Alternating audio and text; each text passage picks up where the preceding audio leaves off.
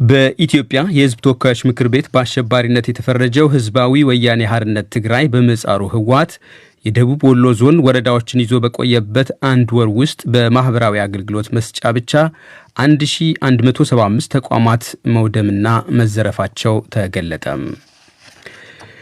የተባበሩት መንግስታት ድርጅት የሰብአዊ መብቶች ምክር ቤት በኢትዮጵያ እየተካሄደ ባለው ጦርነት ላይ የፊታችን አርብ ሊያደርግ ባቀደው ልዩ ስብሰባው የአፍሪካ ሀገራት ያልተጠየቁበት ነው ተባለ።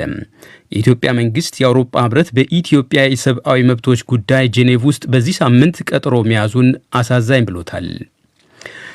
አፍሪካ በሚቀጥሉ 3 ዓመታት ውስጥ ከ1.3 ቢሊዮን ነዋሪዎቿ መካከል የታቀደውን 70% ጸረ ኮሮና ክትባት ማዳረስ አትችልም ተባለ። ጀርመን ውስጥ በሚገኙ በርካታ ከተሞች በሺዎች የሚቆጠሩ ሰዎች ኮሮናን ለመከላከል የተወሰደውን እርምጃ በመቃወም ዛሬ አደባባይ ወጡ። ዜናው በዝርዝር። የኢትዮጵያ የህዝብ ተወካዮች ምክር ቤት በአሸባሪነት የተፈረጀው ህዝባዊ ወያኔ ሓርነት ትግራይ ህወሓት የደቡብ ወሎ ዞን ወረዳዎችን ይዞ በቆየበት አንድ ወር ውስጥ የማህበራዊ አገልግሎት መስጫ ብቻ 1175 ተቋማት መውደምና መዘረፋቸው ተገለጠ። የደቡብ ወሎ ዞን ዋና አስተዳዳሪ አቶ አብዱ ሁሴን ዛሬ ለዶቼ ቬለ ዲደብሊው በሰጡት መግለጫ ይህንኑ ተናግሯል። በኢትዮጵያ ላይ ሌላ የወቀሳ ውሳኔ ለማስተላለፍ አውሮፓ ህብረት ጄኔቭ የጠራው የሰብአዊ መብት ኮሚሽን ስብሰባ አለ። አብዛኞቹ የአውሮፓ ህብረት ሀገሮች ናቸው። ነገር ግን ሁሉም አንድ ናቸው ብለን አይደለም የምንወስደው። የተለየ አቋም ያላቸው አሉ። የአፍሪካን ሀገሮች ኮንሳልትም አልተደረጉም። በዚህም ላይ ይሄን በጣም አሳዛኝ ነው የሚል ነገር ነው ማንሳት የፈለኩት። ለተፈጠረው የድምጽ ስህተት ይቅርታ እንጠይቃለን። ወደ ትክክለኛው የድምጽ መልእክት እንሻገር።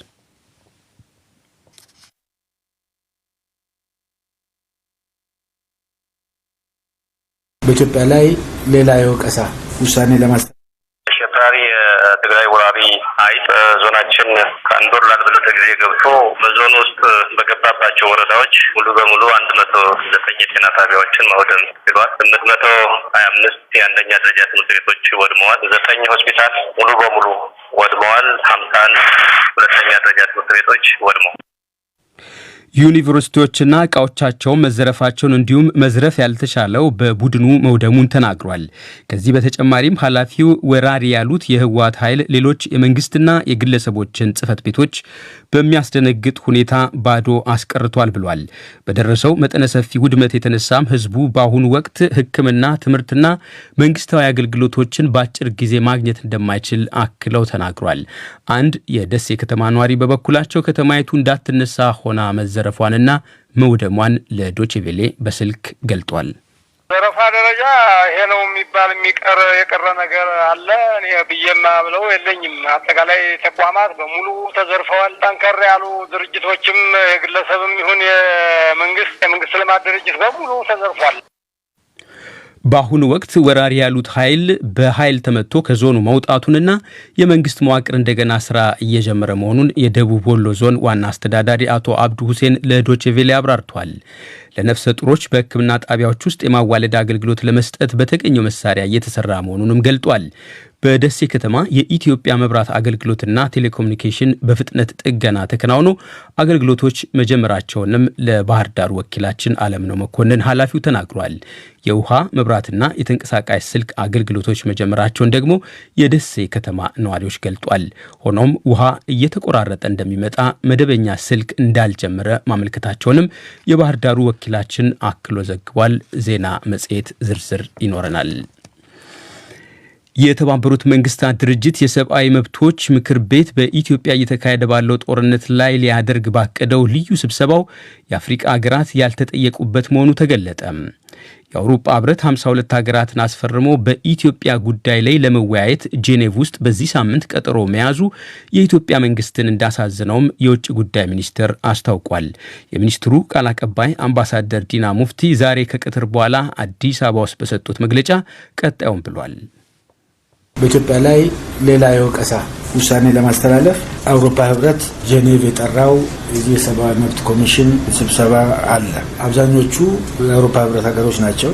ነገር ግን ሁሉም አንድ ናቸው ብለን አይደለም የምንወስደው። የተለየ አቋም ያላቸው አሉ። የአፍሪካን ሀገሮች ኮንሳልትም አልተደረጉም። በዚህም ላይ ይሄን በጣም አሳዛኝ ነው የሚል ነገር ነው ማንሳት የፈለኩት። የሰብአዊ መብቶች ምክር ቤት ልዩ ስብሰባውን ለማድረግ የወሰነው በአውሮፓ ህብረት ጥሪ ኢትዮጵያ ውስጥ አለ ያለው የከፋ የሰብአዊ መብቶች ጥሰቶች ላይ ለመወያየት መሆኑንም የዜና ምንጩ አክሎ ጠቅሷል። የአውሮፓ ህብረት ጥሪ የመጣውም የተባበሩት መንግስታት ድርጅት የሰብአዊ መብቶች ኃላፊ ሚሼል ባሽሌትና የኢትዮጵያ ሰብአዊ መብት ኮሚሽን በጋራ ባወጡት የጋራ ምርመራ ውጤት በግጭቱ ትግራይ ክልል ውስጥ በሁሉም ወገኖች ከባድ በደል መፈጸሙን የሚያሳይ ማስረጃ እንዳለ ባለፈው ወር ካስታወቁ በኋላ መሆኑንም አሶሺየትድ ፕሬስ ዘግቧል። የተባበሩት መንግስታት ድርጅት ተቋማት ኢትዮጵያ ውስጥ የጤና ተቋማት እየወደሙ ዓለም አቀፍ ቅርሶች ለጉዳት እየተጋለጡና በሚሊዮን የሚቆጠር ህዝብ ለምግብ እጥረት መጋለጣቸውን እየተመለከቱ በዝምታ ማለፋቸው ተቋማቱ በድርጅቱ መተዳደሪያ ደንብ እየተንቀሳቀሱ ስለመሆኑ ጥያቄ እንዲያጭር ማድረጉን የኢትዮጵያ ውጭ ጉዳይ ሚኒስቴር ገልጧል። አፍሪካ በሚቀጥሉት 3 ዓመታት ውስጥ ከ1.3 ቢሊዮን ነዋሪዎቿ መካከል የታቀደውን 70% የጸረ ኮሮና ክትባት ማዳረስ አትችልም ተባለ። በቀጣዮቹ ዓመታት በርካታ የበለጸጉ ሀገራት ከነዋሪዎቻቸው መካከል 70%ውን ሙሉ ለሙሉ መከተብ እንደሚችሉ የዓለም ጤና ድርጅት ዛሬ ይፋ አድርጓል። አፍሪካ ውስጥ ዓለም አቀፍ የጤና ድርጅቱ ማስጠንቀቂያ ዛሬ ያሰማው በከፍተኛ ፍጥነት የሚሰራጩ ልውጥ ተዋሲያንን ዓለም በሚጋፈጥበት በአሁኑ ወቅት ነው። ልውጡ የኮሮና ተዋሲ ዓለም ላይ መከሰቱን አስቀድሞ ያሳወቁት የደቡብ አፍሪካ ሐኪሞች ተዋሲው ጽኑ ህመም መፍጠሩ እምብዛም እንደሆነ በመጥቀስ ለአጭር ጊዜ የሚቆይ ነው ብሏል። በጽኑ ህሙማን ክፍል ውስጥም በልውጡ ተዋሲ የተጠቁ ህሙማን አነስተኛ ናቸው ማለታቸውን የተለያዩ የዜና ምንጮች ጠቅሷል። እንዲያም ሆኖ አፍሪካውያን ከ8% በታች ነዋሪያቸውን በከተቡበት በአሁኑ ወቅት የበለጸጉ ሀገራት ለነዋሪዎቻቸው ሶስተኛ የማጠናከሪያ ክትባት ለመስጠት እየተጣደፉ ነው ሲሉ ሐኪሞቹ ወቅሷል። ይህ ከቦን ከተማ የራይን ወንዝ አቅራቢያ የሚያሰራጨው የዶቼ ቬሌ ዲደብሊው ሬዲዮ የዓለም ዜና ነው። ጀርመን ውስጥ በሚገኙ በርካታ ከተሞች በሺዎች የሚቆጠሩ ሰዎች ኮሮናን ለመከላከል የተወሰደውን እርምጃ በመቃወም ዛሬም አደባባይ ወጡም። ሮስቶክ በተሰኘችው ከተማ ውስጥ 2900 ሰዎች ለተቃውሞ አደባባይ መውጣታቸውን ፖሊስ አስታውቋል። ሰልፈኞቹ የአፍና የአፍንጫ መከለያ ግዴታዎችን ባለማሟላታቸውም ሰልፉ በመሃል እንዲበተን መደረጉም ተገልጧል። በሰሜናዊ ጀርመን የሜክለንቡርግ ሀያቃማ አካባቢዎች በሚገኙ በርካታ ከተሞች ውስጥም የተቃውሞ ሰልፍ ዛሬ ተከናውኗል። ምንም እንኳን የአፍና የአፍንጫ መከለያ ማድረግ ግዴታ ቢሆንም ወደ 2000 የሚጠጉ የተቃውሞ ሰልፈኞች ያለምንም መከላከያ አደባባይ ወጥቷል። በተቃውሞ ሰልፍ ወቅትም አንዳችም ርቀትን የመጠበቅ ደንብን ሲያከብሩ አልተስተዋሉም። ቱሪንገን ውስጥ እንደ ፖሊስ መረጃ ከሆነ በ14 የተለያዩ ቦታዎች በመቶዎች የሚቆጠሩ ሰዎች ለተቃውሞ አደባባይ ወጥቷል። 2000 ሰልፈኞች በተገኙበት የማንሃይም ከተማ የትናንት ተቃውሞ 6 ፖሊሶች ላይ በተቃውሞ ሰልፈኞች ጉዳት መድረሱም ተዘግቧል። የጀርመን አዲሷ ውጭ ጉዳይ ሚኒስትር አናሌና ባየርቦርክ ዩክሬን ውስጥ ስላለው ቀውስ ከሩሲያ አቻቸው ጋር ዛሬ መከሩም። ውጭ ጉዳይ ሚኒስትሯ ከሩሲያው የውጭ ጉዳይ ሚኒስትር ሰርጌይ ላቭሮቭ ጋር ባደረጉት የስልክ ውይይት የዩክሬን የግዛት ልዕልና በፍጹም ሊጣስ አይገባም ብሏል። ጀርመን የዩክሬን ውጥረት በውይይት እንዲፈታ መሻታንም ጠቅሷል። አፍጋኒስታን ውስጥ ከ100 በላይ የቀድሞ የአገሪቱ የጸጥታ ኃይላት የታሊባን ኃይላት ሀገሪቱን በተቆጣጠሩበት ወቅት ሂንዱ ኩሽ ውስጥ መገደላቸውን የተባበሩት መንግስታት ድርጅት አስታወቀ። 2 ጋዜጠኞችና 8 አፍጋኒስታውያን የመብት አራማጆችም ካለፈው ነሐሴ ወር አንስቶ ከተገደሉት ውስጥ እንደሚገኙበት የተባበሩት መንግስታት ድርጅት የሰብአዊ መብቶች ከፍተኛ ኮሚሽነር ናዳ አልናሺፍ ከጄኔቫ ተናግሯል። የታሊባን ታጣቂዎች ከግድያው በተጨማሪ ህጻናት ወታደሮችን እንደሚመለምሉና ሴቶች ላይ ጭቆና እንደሚያደርሱም ዓለም አቀፍ ድርጅቱ ገልጧል። በተለይም የሴት ዳኞች አቃቢያነ ህግጋትና ጠበቆች ደህንነት አደጋ ላይ መውደቁንም ድርጅቱ አክሎ ጠቅሷል። በኢትዮጵያ የሕዝብ ተወካዮች ምክር ቤት በአሸባሪነት የተፈረጀው ህዝባዊ ወያኔ ሓርነት ትግራይ ህወሓት የደቡብ ወሎ ዞን ወረዳዎችን ይዞ በቆየበት አንድ ወር ውስጥ በማህበራዊ አገልግሎት መስጫ ብቻ 1175 ተቋማት መውደምና መዘረፋቸው ተገለጠ።